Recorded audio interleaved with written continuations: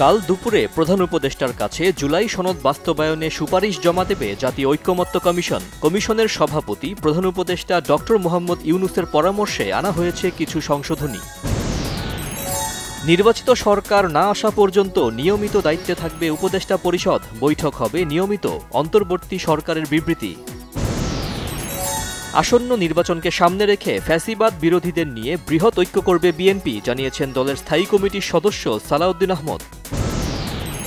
বিএনপির স্থায়ী কমিটির সদস্য আমির খসরু মাহমুদ চৌধুরী বলেছেন, নির্বাচনে জোটবদ্ধ দলগুলোর ক্ষেত্রে প্রতীকের স্বাধীনতা থাকা উচিত। স্বরাষ্ট্র উপদেষ্টা মোহাম্মদ জাহাঙ্গীর আলম চৌধুরী বলেছেন, আগামী জাতীয় সংসদ নির্বাচন অবাধ, সুষ্ঠু ও নিরপেক্ষ করতে পুলিশের ভূমিকা সর্বাগ্রে ও সর্বাধিক গুরুত্বপূর্ণ।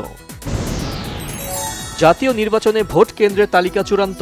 নির্বাচন কমিশনের সিনিয়র সচিব জানিয়েছেন, ৩০০ আসনে মোট ভোট কেন্দ্র ৪২,৭৬১টি, ভোট কক্ষ ২,৪৪,৬৪৯টি।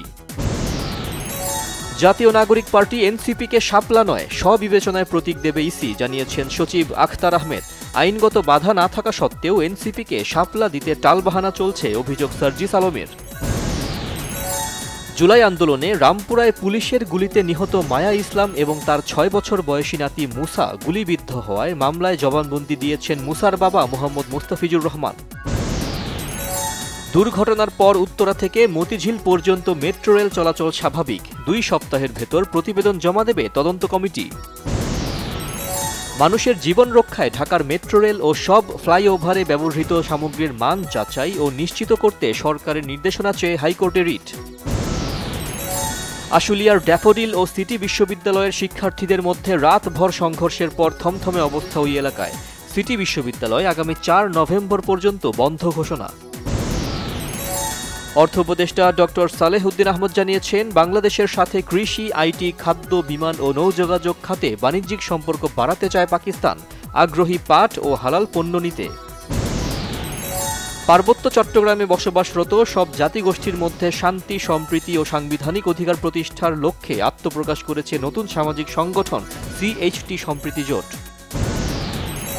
দেশের চিকিৎসক সংকট মোকাবেলায় ৪৮তম বিশেষ বিসিএস পরীক্ষায় উত্তীর্ণ প্রার্থীদের নিয়োগের দাবি জানিয়েছেন নিয়োগ প্রত্যাশী চিকিৎসকরা।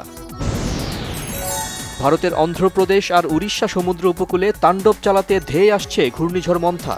অন্তত ৫০,০০০ উপকূলবাসীকে সরিয়ে নেওয়া হয়েছে নিরাপদ আশ্রয়ে। শান্তি আলোচনার মধ্যেই আফগান সীমান্তের কাছে পাকিস্তানি সেনাবাহিনী ও টিটিপির মধ্যে তীব্র সংঘর্ষ, ৫ সৈন্যসহ অন্তত ৩০ জন নিহত। বিরোধপূর্ণ দক্ষিণ চীন সাগরে মাত্র আধ ঘণ্টার ব্যবধানে বিধ্বস্ত হয়েছে মার্কিন বাহিনীর একটি জঙ্গি বিমান ও একটি হেলিকপ্টার। স্বাভাবিক দুর্ঘটনা মনে করছেন না প্রেসিডেন্ট ট্রাম্প। চট্টগ্রামের বীরশ্রেষ্ঠ মতিউর রহমান স্টেডিয়ামে ৩ ম্যাচের টি-২০ সিরিজের প্রথমটিতে মুখোমুখি বাংলাদেশ ও ওয়েস্ট ইন্ডিজ। টসে জিতে ব্যাটিং বেছে নেয় সফরকারীরা। এল ক্লাসিকোয় টানা ৪ হারের পর জয় পেল রিয়াল মাদ্রিদ। সান্টিয়াগো বার্নাব্যুতে উত্তেজনায় ঠাসা এল ক্লাসিকোয় বার্সেলোনার বিপক্ষে জয় ২-১ ব্যবধানে। মাল্টিপ্লেক্স লায়ন সিনেমাসে মুক্তি পেলেও ৩ দিনে একটি টিকিটও বিক্রি হয়নি রফিকুল ইসলাম খানের ছবি কন্যা। সংশ্লিষ্টরা জানিয়েছেন, গত ক মাসে যে ছবিগুলোই মুক্তি পেয়েছে কোনোটিই খুব একটা দর্শক পায়নি।